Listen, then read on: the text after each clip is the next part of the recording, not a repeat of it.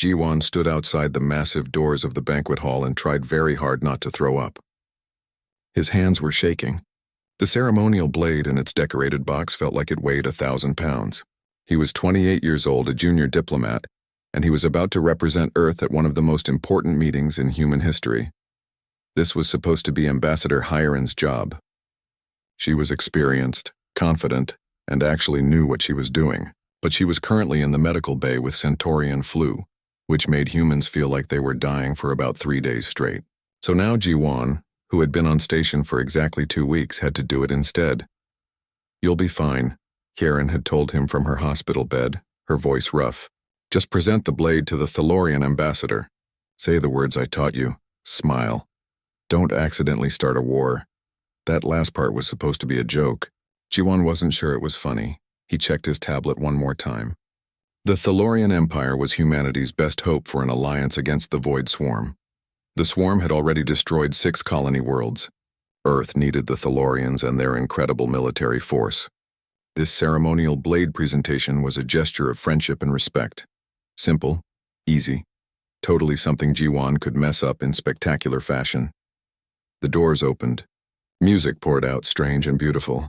Ji-won walked in. The banquet hall was enormous. Lights hung from the ceiling like captured stars. There were beings from dozens of species sitting at long tables. Ji-won recognized a few from his briefings. The insect-like Vrex, the floating energy beings called the Luminoth, and there at the far end the Thalorians. They were impressive. Tall, powerfully built, with skin that shimmered in shades of silver and gray. Bioluminescent patterns glowed on their arms and faces, shifting colors with their moods. The Thalorians were warriors, every single one of them. Their empire had never lost a major war in 3,000 years. Ji-won made his way through the crowd. He was looking for the Thalorian ambassador, an older male named Korath. According to the briefing file, Korath would be sitting at the head of the Thalorian delegation wearing formal robes with gold trim. The problem was that the lighting in the hall was strange. It kept shifting colors for some kind of aesthetic effect, and there were a lot of Thalorians. And Ji-won was nervous enough that his hands were still shaking. He spotted someone at the head of a table wearing what looked like formal clothing with metallic trim. The Thalorian was tall, with silver skin and glowing markings. Perfect. That had to be the ambassador. Ji-won walked up, his heart pounding. He held out the decorated box with both hands, just like Hiren had shown him. He spoke the formal words in Thalorian, words he had practiced 100 times. "I present this blade as a token of Earth's friendship and a symbol of our desire for unity between our peoples." The Thalorian looked at him. In the shifting light, Ji-won noticed several things at once. First, this Thalorian was wearing armor, not robes. Second, the metallic trim was silver, not gold. Third, this was definitely not an old male diplomat. This was a woman. A very tall, very muscular woman with scars on her arms and the coldest eyes Ji-won had ever seen. The entire hall had gone silent. The Thalorian woman stared at the blade. Her bioluminescent markings began to glow brighter. They shifted from cool blue to deep crimson. Her expression was unreadable. "Do you understand what you have just done, human?" she asked. Her voice was deep and carried across the silent hall. Ji-won's mind was racing. Something was very wrong. Everyone was staring. An older Thalorian male in actual gold-trimmed robes was standing up from a completely different table, his face frozen in shock. I was presenting a friendship token to the ambassador," Ji-won said weakly. "I am not the ambassador," the woman said. "I am Commander Rail of the Crimson Fleet, and you have just proposed marriage to me." The bottom dropped out of Ji-won's stomach. "What?" he managed to say. An alien near the front, some kind of reptilian species, was making a hissing sound that might have been laughter. A human officer from Earth's delegation was standing up, looking panicked. The Thalorian, who was actually the ambassador Korath, rushed over. He said something in rapid Thalorian to Commander Rail. She ignored him. Her eyes were still locked on Ji-won. "In our culture," she said, speaking slowly and clearly so everyone could hear, "when a warrior presents a blade to another warrior of the opposite gender in a formal setting, it is a marriage proposal. A very serious one." Ji-won felt like the floor was tilting. "I didn't know. I'm sorry. I made a mistake. I was looking for the ambassador, but you found me instead," Rail said. Her markings were still crimson. "And now you have offered me this blade. In front of all these witnesses." Ambassador Korath was trying to interrupt. "Commander, surely we can explain to the human that this was an error." "Can we?" Rael took the box from Jiwan's trembling hands. She opened it slowly and lifted the blade out. It gleamed in the strange light. "This is a fine weapon, crafted with skill and presented with proper ceremony." The words were spoken correctly. She looked at the blade. Then she looked at Jiwan. Her expression shifted into something that might have been a smile. It was not a comforting smile. "I accept," she said. The hall erupted. Aliens were talking in dozens of languages. The human delegation was in chaos. Ambassador Korath looked like he might faint. And Commander Rael just stood there holding the blade, looking pleased with herself. Jiwan opened his mouth. Closed it, opened it again. No sound came out. Rael stepped closer to him. She was incredibly tall. Jiwan barely came up to her shoulder. She leaned down, close enough that he could see the complex patterns of light moving under her skin. "I look forward to our courtship, little human," she said softly. "Try not to die before the wedding." Then she turned and walked away, still carrying the blade. Her fellow warriors parted to let her through. Some of them were making sounds that were definitely laughter. Jiwan stood frozen in the middle of the banquet hall. His brain had stopped working. He had come here to present a friendship token. Instead, he had apparently gotten engaged to one of the most dangerous warriors in the galaxy. Ambassador Korath appeared at his elbow. The old Thalorian looked tired. "We need to talk," he said. "Immediately." As they walked toward a private room, Jiwan caught sight of Commander Rael one more time. She was sitting with her warriors now, the blade placed on the table in front of her. Her markings had shifted to gold. She was watching him with interest. Jiwan had the terrible feeling that his life had just become very, very complicated. In the private room, Korath explained the situation. In Thalorian culture, an accepted blade proposal was legally binding. There was a 30-day courtship period where either party could withdraw, but only if they could prove incompatibility. And Rael was within her rights to enforce the courtship traditions. "But I made a mistake," Jiwan said. "I thought she was you." "It does not matter," Korath said grimly. "The proposal was made. She accepted. Unless you can prove you are incompatible within 30 days, you will be married to Commander Rael." Jiwan sat down hard in a chair. "This can't be happening." "Oh, it is happening," said a new voice. Jiwan looked up to see a human officer with security badges. Lieutenant Minho, one of the station's security team. He was grinning widely. "And it's the funniest thing that's happened on this station in months." "Not helping," Jiwan muttered. "Can Earth not simply refuse?" asked one of the human diplomats. Korath shook his head. "If Earth refuses to honor this engagement, it will be seen as a grave insult. The Thalorian Empire might reconsider the alliance. And Commander Rael is not just any warrior. She is one of our most decorated soldiers. Refusing her would be problematic." "So I'm trapped," Jiwan said. "You have 30 days, Korath repeated. "Prove you cannot function as a bonded pair. Then the engagement can be honorably dissolved." It sounded simple. How hard could it be to prove he was incompatible with an alien warrior from a completely different species? Jiwan was about to find out exactly how hard it could be. Jiwan woke up at 5 in the morning to someone pounding on his door. He rolled out of bed, confused and half asleep, and stumbled to the entrance of his quarters. When the door slid open, Commander Rael was standing there in full combat armor. "Good morning, my intended," she said cheerfully. "It is time for combat bonding exercises." Jiwan stared at her. His brain was not awake enough for this. "What?" "Combat bonding exercises," Rael repeated. She walked past him into his quarters without waiting for an invitation. "It is traditional for engaged Thalorians to train together each morning. It builds trust and tests compatibility." "It's 5 in the morning," Jiwan said weakly. "Yes. Warriors rise with the dawn." Rael looked around his quarters with interest. They were small and cluttered with tablets and books. She picked up a data pad and studied it. "You read about interstellar law for pleasure?" "It's for work," Jiwan said. He was still trying to process that she was actually in his room. "Listen, about this engagement thing. We will discuss it during training," Rael interrupted. "Come, the gym is waiting." "I don't really do gyms," Jiwan tried to explain. "I'm more of a sitting at a desk person." Rael's bioluminescent markings flickered with amusement. Then today you will learn to be a standing in a gym person. Change into exercise clothing. I will wait. She sat down on his couch, which was too small for her, and crossed her arms. Clearly, she was not leaving. Jiwon gave up and went to change. 20 minutes later, he was in the station's gym trying not to die. Rael had started with what she called basic warm-up exercises. These involved running, jumping, and various movements that made Jiwon's lungs burn.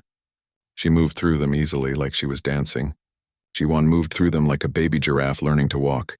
"You are very weak," Rael observed after the warm-up. She did not sound mean, just curious. "Do humans not train their bodies?" "Some do," Jiwon gasped. "I'm not one of them." "This will change," Rael decided. "A bonded pair must be able to rely on each other. If you cannot run, how will you escape danger?"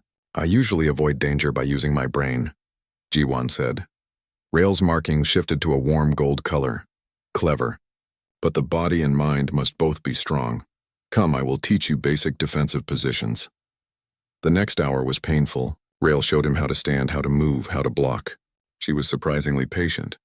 When Jiwon lost his balance and fell, she helped him up without comment. When he finally managed to block one of her extremely slow practice strikes, her markings flashed bright with pleasure. "Good," she said. "You learn quickly." "I fell down 6 times, Jiwon pointed out. "But you stood up 7 times, Rael replied.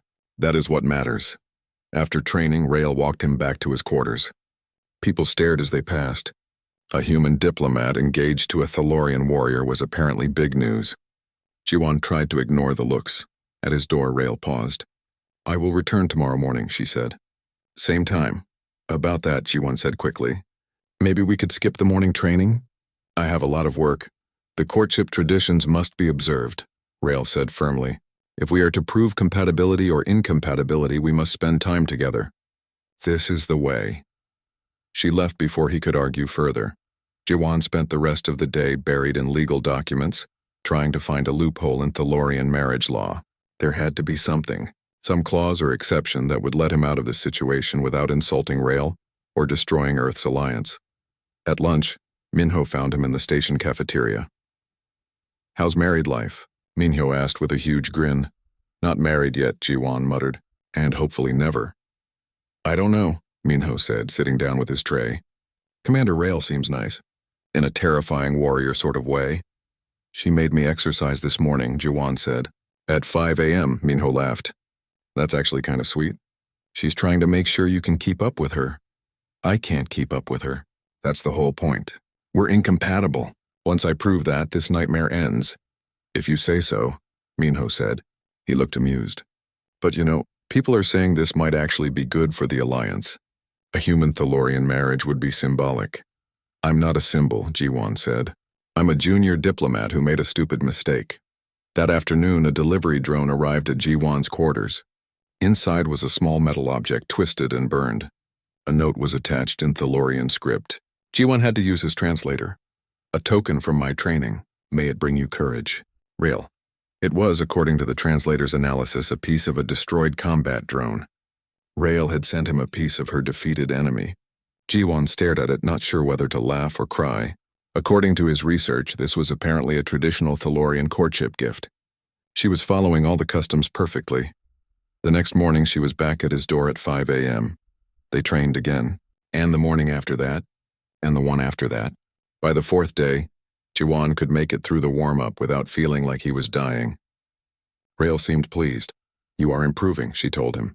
"Your body is weak, but your determination is strong. This is good." Between training sessions, Rael started appearing at other times too. She would show up at the cafeteria while he was eating lunch. She would walk with him to meetings. She would send him messages about Thalorian culture and history. Always polite, always respectful, but always there. And she was flirting with him. Jiwon was sure of it, the way her markings would glow warm colors when she saw him, the way she would stand close, towering over him protectively, the way she would say things like, "You have clever eyes," or "Your mind works in interesting ways." It was confusing. Rael was an alien warrior who could probably break him in half. But she was also thoughtful. She remembered things he said. She brought him tea that was supposed to help with sore muscles. She asked questions about Earth and seemed genuinely interested in his answers.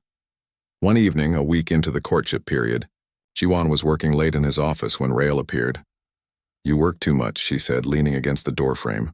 "Come, I wish to show you something." Jiwan wanted to refuse, but he was curious. He followed her through the station to an observation deck he had never visited. It was quiet and empty. Through the massive windows, stars spread out in every direction. Rael stood at the window, looking out. Her markings were glowing softly in the darkness. "Do you see that constellation?" she asked, pointing. "In Thalorian culture, those stars represent the first warriors, the founders of our military traditions." Jiwan looked at the stars. "It's beautiful. I wanted to be a warrior since I was small," Rael said quietly. "I trained every day, fought in my first battle at 16, rose through the ranks faster than anyone in my generation. I am very good at what I do." "I believe it," Jiwan said. "But it is also very lonely," Rael continued. She glanced down at him. "Warriors do not have much time for softer things, relationships, family. I have served for 20 years and never bonded with anyone." "Why accept my proposal then?" Jiwan asked. "You could have refused." "Explained it was a mistake." Rael was quiet for a moment. "You looked so frightened," she finally said, "standing there with your shaking hands and your honest face. You had made a mistake, but you did not run. You stayed and faced the consequences. That is brave." "That's not brave," Jiwan said. "I was just too scared to move." "Sometimes they are the same thing," Rael replied. Her markings shifted to that warm gold again. "And I thought, perhaps this mistake is also an opportunity to have something different. Something I would never have chosen for myself but might need." She looked back at the stars. "I know you are trying to find a way to end the engagement. I understand. I am doing this properly, following all the courtship traditions so that when it ends, no one can say we did not try. So Earth's alliance remains safe." Jiwan felt a strange twist in his chest. "That's considerate of you." "I am not a monster," Rael said. "I did not mean to trap you. But while we are in this situation, I thought we could at least try to know each other. Is that acceptable?" Jiwan looked up at her. In the starlight, with her markings glowing softly, she looked less intimidating, almost vulnerable. "Yeah," he said. "That's acceptable." Rael smiled. It was a real smile this time, not the fierce warrior grin. "Good. Then tomorrow after training I will teach you about Thalorian poetry. It is very violent and dramatic. You will probably find it entertaining." "Looking forward to it," Jiwan said, and was surprised to realize he meant it. 2 weeks into the courtship period, Ambassador Korath summoned Jiwan to his office. The old Thalorian looked tired but also somewhat amused. "The High Matron has made a decision," Korath said. "She wants to observe the compatibility trials." Jiwan had been reading about the trials. They were a traditional Thalorian custom, where engaged pairs proved they could work together. Usually they were just formalities. "What does that mean exactly?" "It means you and Commander Rael will complete 3 missions together. If you fail or show serious incompatibility, the engagement ends with no dishonor to either party." "That's perfect," Jiwan said, relieved. "I'm a diplomat. She's a warrior. We'll obviously be incompatible." Korath gave him a look that suggested he was not so sure. "The first trial begins tomorrow. You will accompany Commander Rael on a routine patrol through the Epsilon asteroid field. There have been reports of hostile drones in the area." The next morning, Jiwan found himself on a Thalorian combat shuttle with Rael and 3 of her warriors. The shuttle was cramped and filled with weapons he did not know how to use. He sat in the co-pilot seat because Rael had insisted. "You will navigate," she told him. "I will fly and fight if needed. This is how bonded pairs work in combat situations."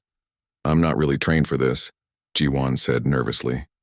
"Then today you learn," Rael replied. Her markings were bright blue, which he had learned meant she was focused and calm. "Pull up the scanner data. Tell me what you see." Jiwan looked at the screens.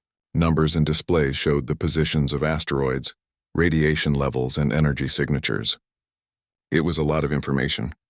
But this was actually something he was good at. Analyzing data, finding patterns, making sense of chaos. "There are 3 anomalies," he said after a moment. 2 are probably just asteroid debris with high metal content. But this one, he highlighted a section on the map. The energy signature is wrong. Too regular. It's artificial. Rael glanced at the display. "Good eye. That is where we go." They flew deeper into the asteroid field. Rael piloted the shuttle with incredible skill, weaving between massive rocks like she was dancing. Ji-won kept his eyes on the scanners, tracking the anomaly. "Contact," one of Rail's warriors announced. 3 hostile drones. "Design matches the pirates from Sector 7. The drones appeared on the view screen. They were sleek and dangerous-looking, bristling with weapons. They immediately opened fire. Rail threw the shuttle into a sharp turn. "Ji-won, I need approach vectors. Find me a path that keeps the asteroids between us and them." Ji-won's mind raced. He looked at the asteroid positions, the drone movements, the shuttle's capabilities. His fingers flew over the controls. "There. If you bank left and drop 5 degrees, that large asteroid will block their line of fire for 8 seconds. "Understood." Rail followed his directions perfectly.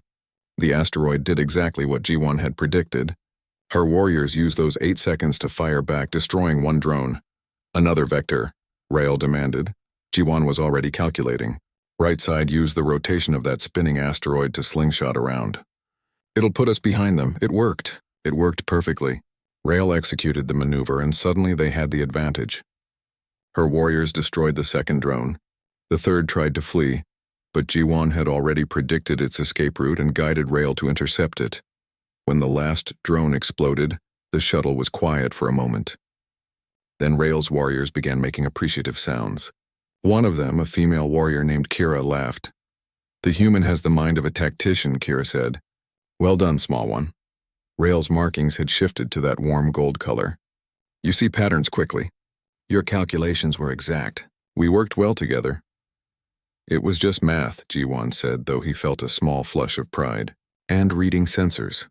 "It was more than that," Rail said. "You remained calm under fire. You trusted me to follow your guidance. I trusted your directions. This is compatibility." Ji-won realized with sinking feeling that she was right. They had worked together smoothly, almost naturally. This was supposed to prove they were incompatible. Instead, it had done the opposite. The second trial came 3 days later. 2 Thalorian clan leaders were having a dispute over territory rights on a mining moon. The argument had been going on for months and was getting violent. Rail was assigned to mediate because of her military authority. Ji-won had to come along as part of the compatibility trials. "I do not understand why they cannot simply fight for the territory," Rail said as they traveled to the meeting. "That is the traditional way." "Because fighting is expensive and people die," Ji-won explained. "Negotiation is better." "Negotiation is slow and full of talking," Rail said. "I like talking," Ji-won replied. The meeting took place in a neutral station. The 2 clan leaders were both massive Thalorians who glared at each other with obvious hatred. Their warriors stood behind them, hands on weapons. The tension in the room was thick enough to cut. Rail stood at the head of the table in full armor, radiating authority. "You will explain your positions," she commanded. Briefly, both clan leaders started shouting at once. They had decades of grievances, accusations, and demands. Rail's markings turned dark blue with frustration. She was a warrior, not a diplomat. This kind of complex social conflict was not her strength. Ji-won leaned close and whispered, "May I try something?" Rail looked at him, then nodded. "Please." Ji-won stood up. He was smaller than everyone in the room, but he spoke clearly. "I've read the history of both your clans. You both come from the warrior tradition of the Northern Highlands. You both lost soldiers in the Battle of 3 Moons. You both have honored ancestors who fought side by side in the ancient wars." The clan leaders stopped shouting. They looked at Ji-won with surprise. "This dispute is about mining rights," Ji-won continued. "But the real issue is respect. Each of you feels the other has dishonored your clan by claiming territory your ancestors died to protect."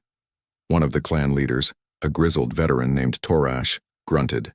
"The human understands." "Then let me offer a solution," Ji-won said. "Instead of dividing the territory, share it. Create a joint mining operation. Both clans work together, both clans profit together. Call it the 3 Moons Mining Company, in honor of the battle where your ancestors fought together." The room was silent. The clan leaders looked at each other. "This way, neither clan loses face," Ji-won added. "You honor the past while building the future, and Commander Rail witnesses the agreement, giving it military authority." Rail stood and placed her hand on her blade. "I support this solution. Any clan that breaks this agreement will answer to me personally." The threat was clear.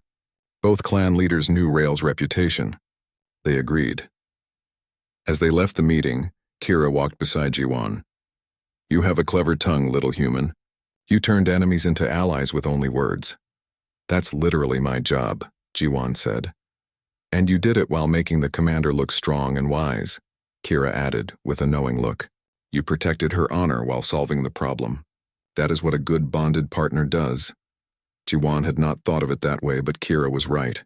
He had instinctively supported Rael, covered for her weaknesses and let her take the credit.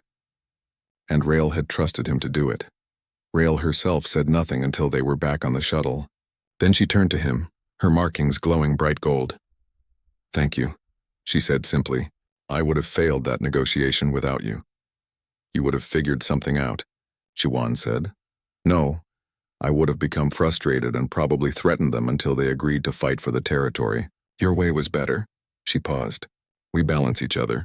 Your strengths cover my weaknesses. My strengths cover yours. That's just teamwork, Jiwan protested weakly.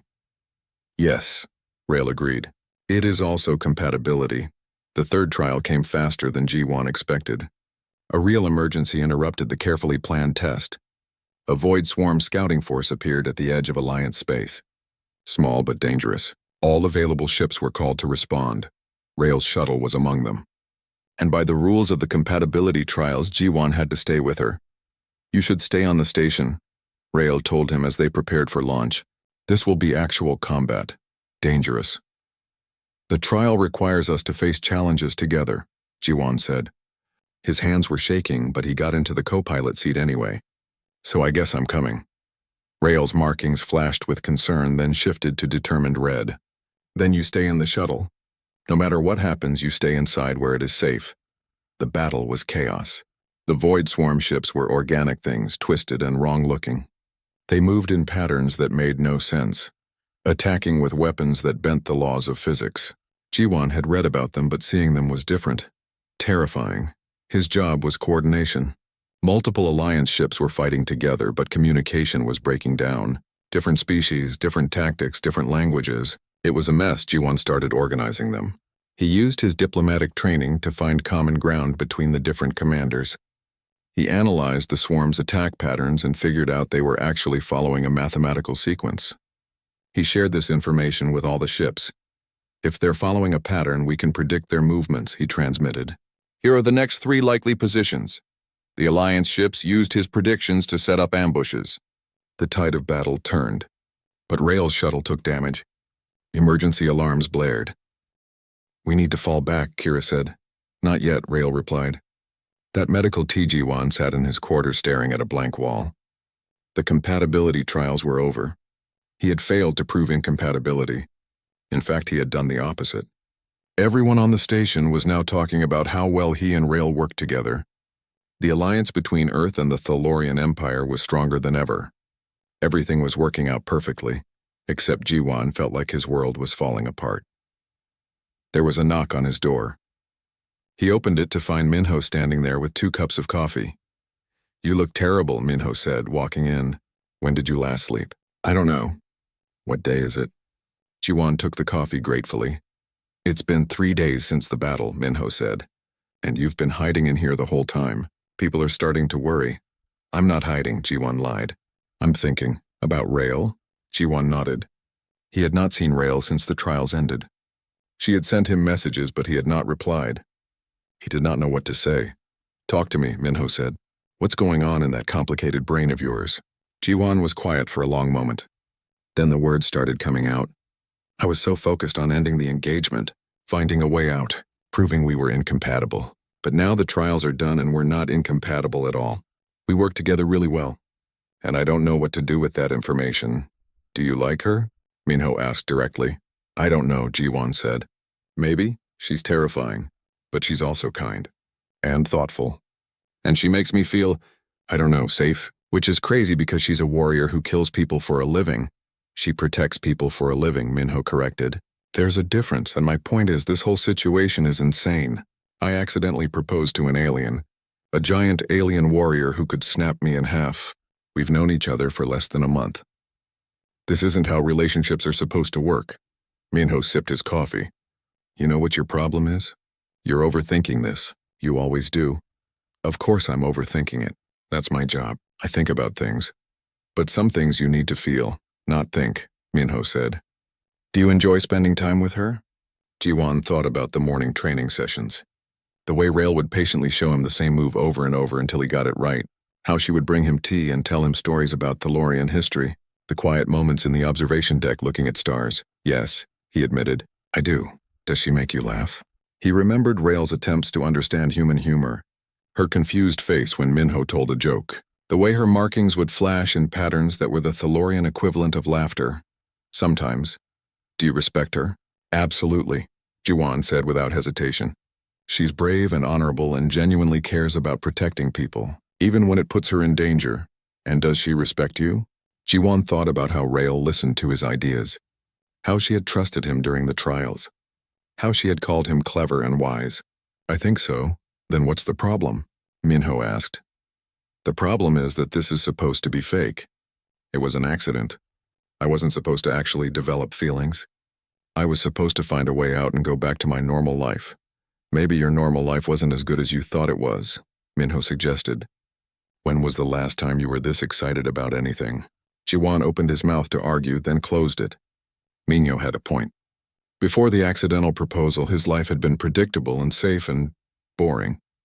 Working endless hours on diplomatic paperwork. Eating meals alone. Going through the motions. These past weeks with Rail had been terrifying and confusing, but also more alive than he had felt in years. I need to think about this more, Jiwon finally said. Minho stood up. Don't think too long. That woman is waiting for your answer, and from what I've seen, she's pretty patient. But even patience has limits. After Minho left, Jiwon made a video call to Earth. His younger sister Somin answered immediately. Her face lit up when she saw him. Big brother. I've been watching the news feeds. You're famous. The diplomat who accidentally got engaged to an alien warrior. Mom is telling everyone at her office, going, please tell her to stop, Jiwon groaned. Somin laughed. Are you kidding? She's so proud. She says you finally did something interesting with your life. That's not helpful, Jiwon said. Somin's expression softened. You look stressed. What's wrong? Jiwon explained everything. The trials. The compatibility. His confusion. Somin listened quietly, which was unusual for her. Do you want my honest opinion? She asked when he finished. I'm not sure. But tell me anyway. You've always played it safe, Jiwon, always followed the rules, made the sensible choices, got the practical job, never took any risks. And you've been fine. But have you been happy? The question hit harder than he expected. I've been content. Content isn't the same as happy, Somin said gently. I think this scary alien warrior woman is the first real risk you've ever taken. Even if it was an accident at first. And that terrifies you because you can't control it or predict the outcome. What if it doesn't work out? Jiwon asked quietly. What if we're too different?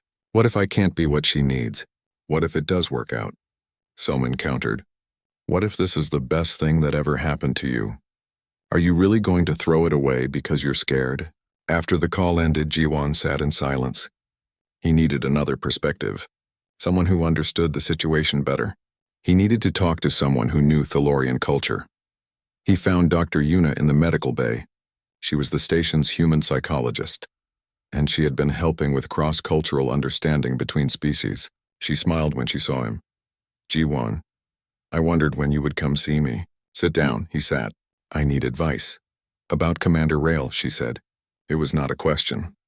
How did you know? Everyone knows. You two are the talk of the station. Also, I've seen the way you look at each other in the cafeteria when you think no one is watching. Jiwon felt his face heat up. I don't look at her any particular way. You look at her like she's a puzzle you're trying to solve. And she looks at you like you're something precious she's afraid to break. Dr. Yuna leaned forward. Tell me what's bothering you. Everything, Jiwon said. This whole situation. The fact that I might actually have feelings for her. The fact that I'm considering going through with a marriage that started as a mistake. Let me ask you something, Dr. Yuna said. If you had met Rail under normal circumstances, if she had asked you on a date properly, would you have said yes? Jiwon thought about it honestly. Probably not. I would have been too intimidated. Too scared of the cultural differences. Too worried about what could go wrong. Exactly. Sometimes we need the universe to push us into situations we would never choose ourselves. Because if we always play it safe, we We miss out on the best things in life. But what if I'm not brave enough for this? Jiwan asked. Rael is a warrior. She fights battles and faces danger every day. I write reports and attend meetings. How can that possibly work long term? Bravery isn't just physical courage, Dr. Yuna said. You showed bravery during those trials. You stayed calm under fire. You made decisions that saved lives. And most importantly, you're here right now, trying to figure out your feelings instead of running away. That's brave too. She stood and put a hand on his shoulder. Here's what I think. I think you've spent your whole life being careful, being the sensible one, following the safe path. And I think Rael represents everything that scares you. Risk, uncertainty, passion, a life outside your comfort zone. So what do I do? Jiwan asked. That's up to you. But ask yourself this. When you imagine your future, what makes you happy? A quiet, safe life doing the same job forever? Or a complicated, messy, beautiful life with someone who challenges you to be more than you thought you could be? Jiwan went back to his quarters. He sat on his couch and really thought about what everyone had said. Minyo, Som, and Dr. Yuna. They were all saying the same thing in different ways. He pulled up his messages. There were 7 from Rael spread over the past 3 days. He read them in order. The first one said, "The trials are complete. I hope you are well." The second, "You have not responded. Have I offended you in some way?" The third, "Kira says I should give you space. Humans need time to process emotions. I will wait." The fourth, "I miss our morning training sessions. The gym feels empty without you." The fifth, "I have been thinking about our conversations, about the things you taught me. You have made me see the world differently." The sixth, "If you wish to end the engagement, I will understand. I will invoke the warrior's mercy clause. You will be free." The last one, sent just an hour ago. "Please know that whatever you decide, I am grateful for the time we spent together. You showed me what it means to be more than just a warrior. Thank you for that gift." Jiwan read the last message 3 times. Rael was offering him an out. A clean, honorable way to end the engagement. She was willing to sacrifice her own feelings to give him freedom, and suddenly everything became clear. He stood up. He knew what he had to do. He walked to his closet and pulled out the formal outfit he had worn to the banquet. He changed quickly. Then he left his quarters and headed for the Thalorian section of the station. People stared as he passed. He ignored them. He had spent weeks worrying about what everyone else thought, about following the rules, about making the sensible choice. For once in his life, he was going to take a risk. Rael's markings flared bright gold, then shifted rapidly through several colors. Confusion, hope, disbelief. She took a step toward Jiwan, then stopped herself. "A counter-proposal," she repeated carefully. "You wish to propose to me?" "Intentionally?" "Yes," Jiwan said. His voice was steadier than he felt. "But there's a problem. In Thalorian culture, I need to complete the trial of worthiness first. 3 challenges to prove I understand what it means to bond with a Thalorian warrior. You have researched this," Rael said softly. "I've researched everything about your culture for the past week," Jiwan admitted. "I needed to understand what I was really choosing." Rael's markings pulsed with emotion. "The trial of worthiness is not easy. It is designed to be difficult. Many fail." "I know," Jiwan said. "But I want to try. If I'm going to do this, I want to do it properly. Not as an accident. As a choice." For a long moment, Rael just looked at him. Then she reached out and gently touched his face. Her hand was warm and surprisingly gentle for someone so strong. "You never stop surprising me, little human," she said. "Very well. I accept your counter-proposal. The trials will begin tomorrow." News of Jiwan's intentional proposal spread through the station like wildfire. By morning, everyone knew. Earth's diplomatic corps was thrilled. The Thalorian delegation was surprised but approving. And Jiwan was trying not to panic. The first trial was combat prowess. Jiwan stood in a simulation chamber with Ambassador Korath, High Matron Valera, and about 50 witnesses from various species. Rael stood to the side in her formal armor, her face carefully neutral. "The rules are simple," Korath explained. "You will command forces in a simulated battle against Commander Rael's forces. You do not need to win. You only need to demonstrate tactical understanding and courage." The simulation began.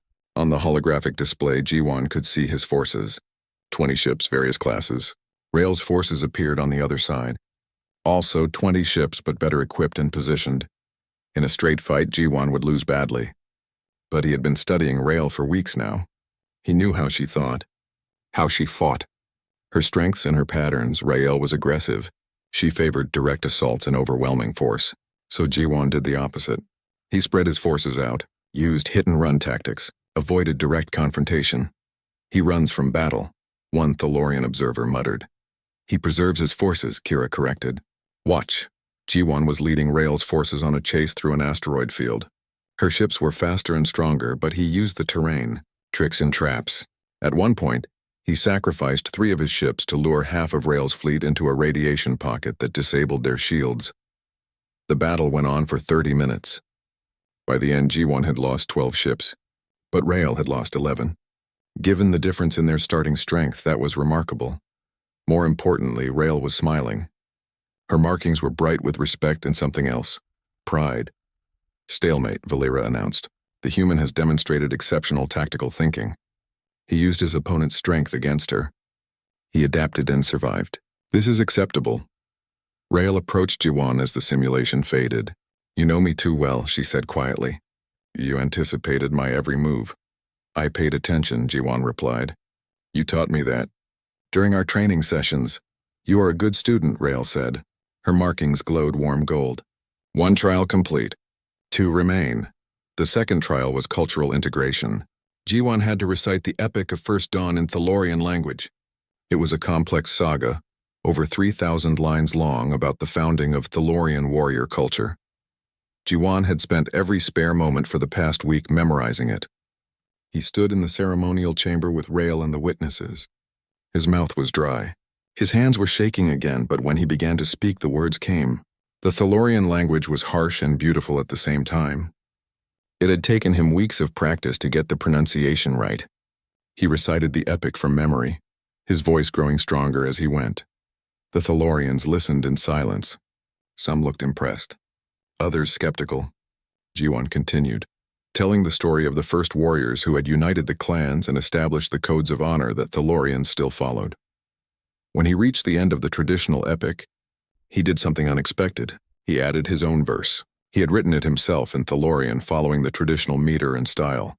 And in the modern age, a warrior may find strength not only in battle but in wisdom, not only in conquest but in understanding. For the greatest courage is not the courage to fight, but the courage to open one's heart to something unknown and different.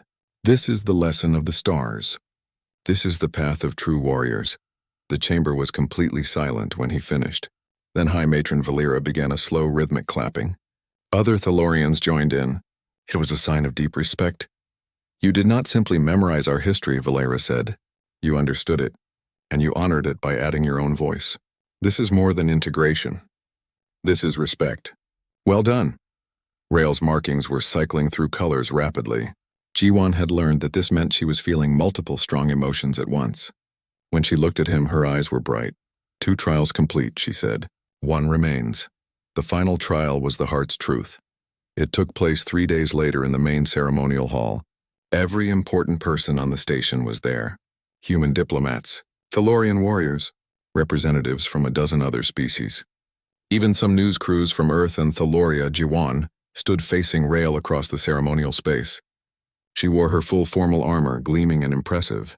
He wore his diplomatic formal wear, which suddenly felt very plain in comparison. Valera stood between them. The final trial. Commander Rael will ask a question. The human must answer with complete honesty, in the presence of all witnesses. The answer will determine whether the bond is accepted. Rael stepped forward. In the bright lights of the hall, her markings were clearly visible, glowing soft blue. She looked nervous, which Jiwon had never seen before. Jiwon of Earth, she said formally. Why do you choose a life of uncertainty with me over a life of safety without me? The question hung in the air. Everyone waited. Jiwon took a breath. He had thought about this answer for days. But now that the moment was here, all his prepared speeches vanished. Instead, he just spoke from his heart. When I first proposed to you, it was an accident. I was terrified. You were this powerful warrior, and I was just a nervous diplomat who had made a terrible mistake. I spent weeks trying to find a way out, trying to prove we were incompatible. He paused. But somewhere along the way, something changed. I started looking forward to our morning training sessions, not because I enjoy being sore all the time, but because I enjoyed spending time with you. I liked hearing your stories about Thalorian history. I liked the way you explained battle strategies with such passion. I liked the way you brought me tea when I was working too late. Rail's markings were glowing brighter now. You challenged me, G1 continued. You made me stronger, not just physically but in every way. You showed me that I was capable of more than I thought, that I could be brave when I needed to be, that I could face danger and not run away. He stepped closer to her. But more than that, you showed me who you really are. Not just a warrior. You're someone who carries immense responsibility with grace, someone who protects others even when it costs you, someone who is lonely but too proud to admit it, someone who wanted something different but didn't know how to ask for it. When I imagine my future now, he said quietly, every version that makes me happy has you in it. Not because diplomacy demands it, not because tradition requires it, but because you've become important to me, because somewhere between the accident and now, I fell for you. The hall was absolutely silent. I'm not a warrior, Jiwan said. I can't fight like you. I can't be as strong or as brave in battle. But I can be other things. I can be your strategist, your advisor, your partner in the ways that matter. I can be someone who sees you not just as a soldier, but as a person. Someone who values all of you, not just your strength. He took another breath. You asked why I choose uncertainty with you over safety without you. The answer is simple. Because love isn't about logic or safety. It's about choosing someone every day, even when it's hard, even when it's scary. It's about wanting to build something together, and I want to build something with you, Rail. Today and every day after. For a long moment, no one moved. Then Rail stepped forward. Her markings exploded into brilliant patterns of gold and silver. She reached out and took both of Jiwan's hands in hers. Your words honor me, she said, her voice thick with emotion. You see me, the warrior and the person beneath. You understand both. You accept both. She turned to address Valera and the assembled witnesses. I accept his answer. I accept his proposal. I accept him as my chosen bondmate. The hall erupted in cheers. Humans were clapping. Thalorians were making their approving sounds. Even some of the alien species Jiwan didn't know were showing signs of celebration. But Jiwan only had eyes for Rail. She was smiling, really smiling, and her markings were glowing with pure joy. 3 trials complete, she said softly, just for him. You have proven yourself worthy. But I could have told them that weeks ago. Why didn't you? Jiwan asked. Because you needed to prove it to yourself first, Rail replied. You needed to choose this path with... The War Council chamber was filled with tension. Holographic displays showed the approaching Void Swarm fleet. Hundreds of organic ships, twisted and wrong-looking, moving in patterns that defied normal military logic. They would reach Alliance space in less than 3 days. Admiral Sunjae stood at the head of the table. He was a veteran of dozens of battles, but even he looked worried. This is the largest swarm force we've ever seen. If they break through, they'll destroy everything in their path. What are our defensive capabilities? Ambassador Hyaran asked. She had recovered from her illness and returned to duty just in time for the crisis. We have 43 ships from various Alliance members positioned in this sector, a tactical officer reported. The Thalorian Empire has sent their Crimson Fleet. Earth has 6 destroyers. The other species have contributed what they can. It's not enough, Rail said bluntly. She was studying the tactical display with the eye of an experienced warrior. The swarm has numerical superiority, 3 to 1 at least. Then we need a force multiplier, Jiwan said. Everyone turned to look at him. He stepped forward to the display. We can't match their numbers, but we don't have to. The swarm operates as a hive mind. They coordinate through a central node. We know this, Admiral Sunjae said, but we've never been able to locate their command ships. They hide them in the center of their formation. Then we make them expose it, Jiwan replied. He manipulated the display, showing the projected swarm formation. Look at their attack pattern. They always send forward scouts first, fast ships that probe our defenses. Then the main force follows, exploiting any weaknesses. Standard military doctrine, Korath observed. Exactly, which means it's predictable. Jiwan highlighted several points on the display. What if we let them think they've found a weakness? We create a gap in our defensive line. When their scouts report it, the main force will focus there. That's when their command ships will move forward to coordinate the attack. Rail's markings flickered with interest. You want to bait them? Yes. And once their command ships are exposed, we hit them with everything we have. A strike team penetrates directly to their central coordination node and plants a virus in their systems. A virus? Admiral Sanjay looked skeptical. The swarm uses organic technology. Our computer viruses don't work on them. Not a computer virus, Jiwan said. A logic virus. I've been studying swarm behavior patterns. They operate on collective decision-making algorithms. If we introduce a recursive logic loop into their command structure, it will cascade through the entire network. They'll be too busy trying to resolve the paradox to fight effectively. The room was silent as people processed this. Finally, Valira spoke. This is a clever strategy, but it requires someone to reach the command node. That is a suicide mission. I'll lead the strike team, Rail said immediately. No, Jiwan said. Everyone stared at him. Rail's markings flashed with surprise. Rail is one of our best combat commanders, Jiwan continued. We need her commanding the main fleet, not on a strike mission. I'll go with the strike team. Absolutely not, Rail said. Her voice was firm. You are not a soldier. I don't need to be a soldier. I need to be there to implement the virus. It requires real-time adjustments based on swarm response patterns. No one else understands the theory behind it. Then you will explain it to someone who can fight, Rail insisted. There's no time to train someone else, Jiwan said. He turned to Admiral Sanjay. Sir, I'm the only one who can make this work. You know that. The Admiral looked between Jiwan and Rail. The tension was thick enough to cut. Finally, he sighed. He's right. We need both of you doing what you do best. Rail commands the fleet. Jiwan goes with the strike team. Rail's markings flared red with anger. This is unacceptable. Commander, Valira said quietly, your personal feelings cannot override military necessity. For a moment, Jiwan thought Rail might argue further. But she was a soldier first.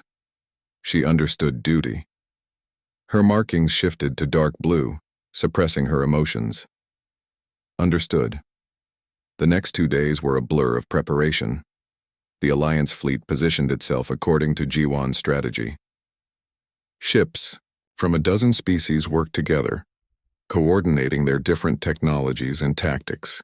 It was chaos, but it was organized chaos.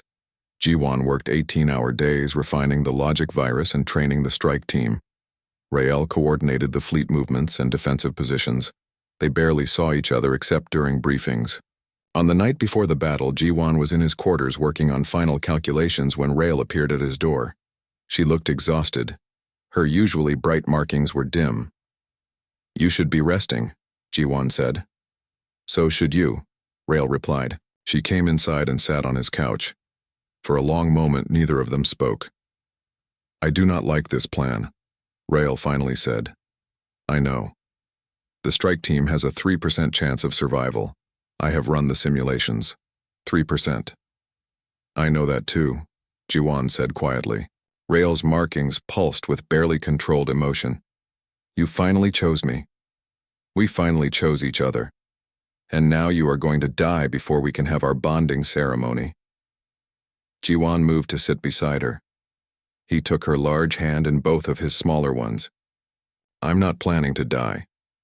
No one plans to die, Rael said.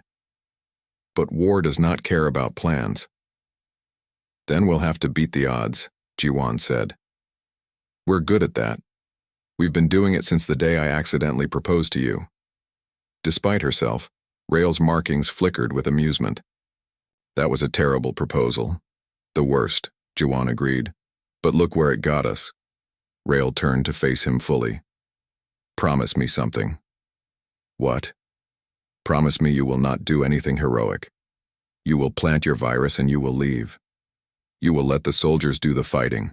You will survive. I promise to do my best, Jiwan said. That is not good enough. It's all I can promise, Jiwan said honestly. I can't predict what will happen in battle. You know that better than anyone, but I promise I will fight to survive. I have too much to come back to. Rael pulled him close, wrapping her arms around him. He felt small and protected in her embrace. Her voice was soft when she spoke. I have fought in hundreds of battles. I have faced death more times than I can count. But I have never been this afraid. Neither have I, Jiwan admitted. They stayed like that for a long time.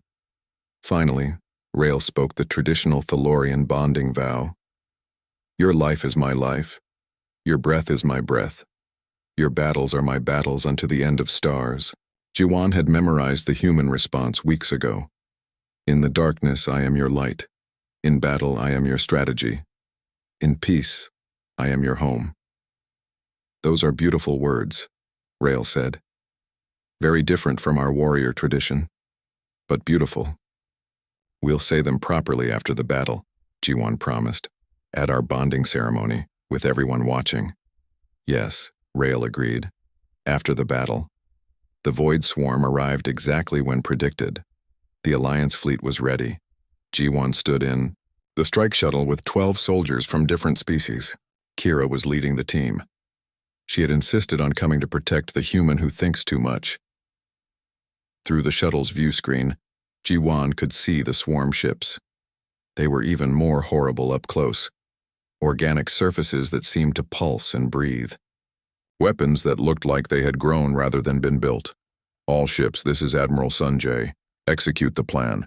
May fortune favor us all. The battle began. The Alliance fleet engaged the swarm's forward scouts. Ships fired at each other across the void of space. Explosions lit up the darkness like deadly flowers. Jiwan watched the tactical display intently. The swarm was following the predicted pattern. Their scouts were probing the defensive line, looking for weaknesses. Now, he said to Kira, signal the fleet. Open the gap. 3 Alliance ships pulled back, creating what looked like a hole in their formation. The swarm scouts immediately noticed. They swarmed toward the opening. They're taking the bait, Kira said. Here comes their main force. Hundreds of swarm ships pushed forward, focusing on the apparent weakness, and behind them, partially exposed, were the command ships, larger, more complex, pulsing with bioelectric energy.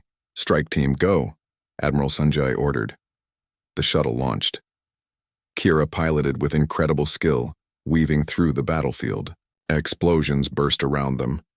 A swarm fighter got too close and one of the soldiers took it out with a plasma weapon. They approached the command cluster. 5 massive organic ships, their surfaces covered in what looked like neural pathways. These were the brains of the swarm operation. Landing team, prepare for insertion, Kira announced. This is going to be rough. The shuttle slammed into one of the command ships. The organic hull resisted, then gave way. They were inside. The interior was like a nightmare. Pulsing walls, strange lights, and the overwhelming smell of something alien and wrong. Swarm soldiers appeared. They were different from the ones Jiwan had seen before. Larger, more heavily armored, clearly designed to protect the command node. The strike team opened fire. Jiwan ran behind them, carrying the device that would upload his virus. His heart was pounding. Every instinct screamed at him to run away. But he kept moving forward. They fought through corridors that seemed to shift and change. Lost 2 soldiers to swarm defenders. Kira was magnificent, moving like a force of nature, clearing a path. Finally, they reached it, the central chamber. In the middle was a massive organic structure, pulsing with energy. Neural Khan. The strike shuttle limped back to the station. It had taken damage during the escape, and Kira had to manually control several systems that had failed. Jiwan sat in the back, exhausted, with burns on his hands from the exploding equipment. But he was alive. When the shuttle docked, Rael was waiting in the hangar bay. The moment the doors opened, she was there. She pulled Jiwan into her arms with such force that he actually left the ground. Her markings were blazing gold, cycling through patterns of relief and joy. You survived, she said, her voice thick with emotion. You actually survived. I promised I would try, Jiwan managed to say, though her embrace was making it hard to breathe. Rael set him down gently, then seemed to remember they had an audience. She stepped back, trying to regain her military composure. But her markings gave away everything she was feeling. Kira walked past them with a grin. "Your human is brave, Commander. Foolish but brave. He makes a good warrior in his own way." The next few hours were chaotic. Medical teams treated the wounded. Engineers began repairs on damaged ships. Diplomats started sending reports back to their homeworlds. The Void Swarm had been defeated, driven back with heavy losses. It would be years before they could mount another serious attack. Jiwan was in the medical bay getting his burns treated when Minho found him. "You're a hero," Minho said, sitting on the edge of the medical bed. "They're calling you the human who broke the swarm. Earth Command wants to give you a medal." "I was just doing my job," Jiwan said. "Your job is supposed to be writing diplomatic reports, not infiltrating enemy command ships," Minho pointed out. "You've changed, you know. When you first arrived at this station, you were this nervous guy who was afraid of everything. Now look at you." "I'm still afraid of everything," Jiwan said. "I just got better at not letting it stop me." "That's what courage is," Minho replied. "Also, Rael has been checking on you every 10 minutes. I think she's stationed guards outside the medical bay to make sure no one bothers you." Jiwan smiled despite himself. "That sounds like her." 6 months passed. The station was rebuilt. The alliance grew stronger, with more species joining after witnessing humanity's ingenuity and Thalorian military might working together. Jiwan and Rael became symbols of that cooperation, though they were too busy to notice. Jiwan was promoted. He was no longer a junior diplomat.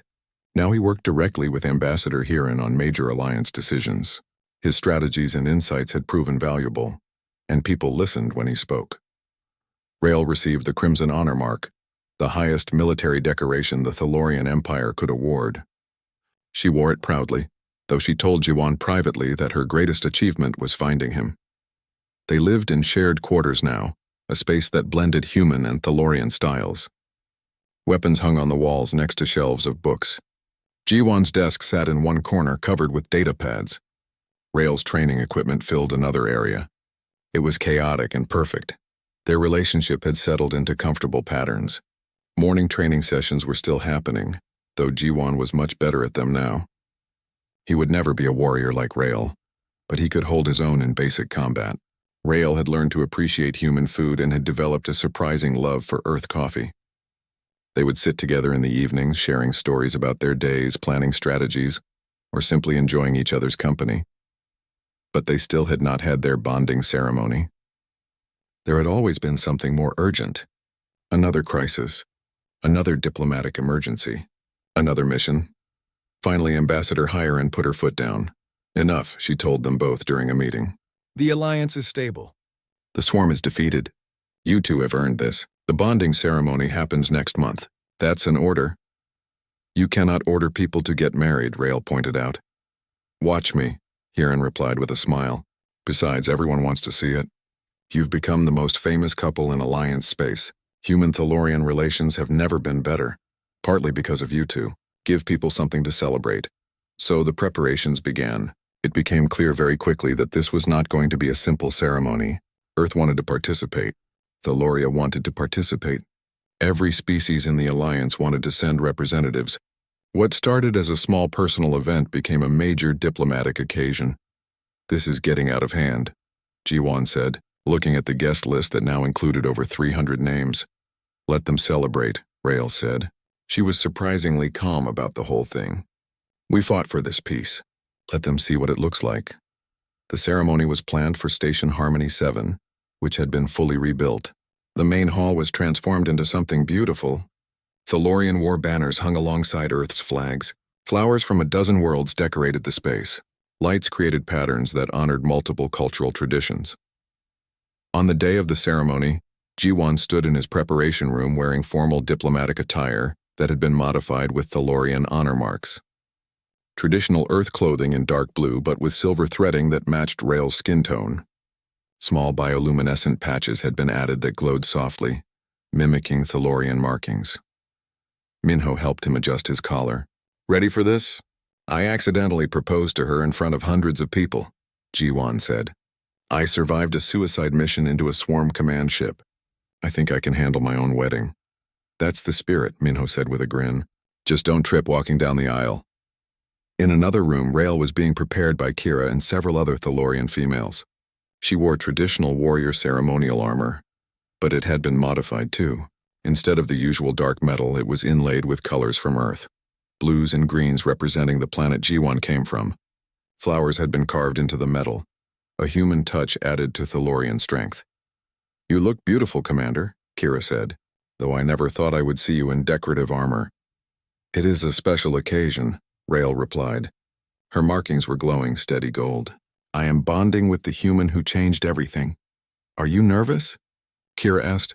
Terrified, Rael admitted, but in a good way. The ceremony began. The hall was packed with beings from across the Alliance. G1 walked in first, accompanied by Ambassador Hyerin. Then Rael entered, escorted by High Matron Valera. The contrast between them was striking. G1, small and human in his diplomatic finery. Rael, tall and powerful in her warrior armor. But somehow they fit. They met in the center of the hall. Valera and Hyerin stood on either side to officiate both the Thalorian and human portions of the ceremony. Valera spoke first in Thalorian, her voice carrying through the hall. We gather to witness the bonding of two warriors. One who fights with strength of body, one who fights with strength of mind. Together they are complete. Hyerin spoke next in English, then waited for the translation. We celebrate the union of two people from different worlds who chose each other. Their bond represents the best of what the Alliance can be, unity in diversity, strength in difference. The ceremony continued with traditional elements from both cultures. Thalorian war drums beat alongside human orchestral music. Rael recited ancient warrior vows. G1 spoke human marriage promises. Then came the exchange of gifts. Rael presented G1 with a weapon as tradition demanded. But it was not a combat blade. It was a beautiful ceremonial dagger with a handle carved to fit his smaller hand, decorated with patterns that told the story of their relationship. From the accidental proposal to the battle against the swarm, G1 presented Rael with a piece of Earth, literally. A small crystal from his home region, mounted in Thalorian metal. So you'll always have a piece of my world with you, he explained. Rael's markings flared bright with emotion. Finally, they spoke the vows they had shared that night before the battle. Rael's voice was strong and clear. Your life is my life. Your breath is my breath. Your battles are my battles unto the end of stars, G1 replied, his voice steady. In the darkness I am your light. In battle I am your strategy. In peace I am your home. By the authority of the Thalorian Empire and Earth's unified government, Valera and Hyerin said together, we recognize this bond. You are joined. The hall erupted in celebration. Beings from dozens of species cheered in their own ways. Music played. Lights flashed in patterns of joy. Rael pulled G1 close and kissed him. It was their first real kiss in public, and it caused another wave of cheering. When they finally separated, both were smiling. We did it, G1 said. We're actually married. Bonded, Rael corrected with amusement.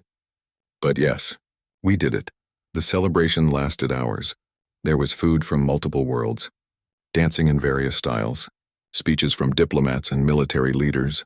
Minho gave a speech that was mostly embarrassing stories about G1, which made everyone laugh. Kira gave a speech about Rael that was surprisingly touching. At one point, Somin appeared via hologram from Earth to congratulate her brother. I told you to take a risk, she said with tears in her eyes. I'm so proud of you. Later in the evening, G1 and Rael managed to slip away to the observation deck, the same place where Rael had first shown him the Thalorian constellation. They stood together looking out at the stars. Do you ever think about that night at the banquet? Rael asked. When you accidentally proposed to me? All the time, G1 admitted. I was so terrified. I thought my life was over. And now?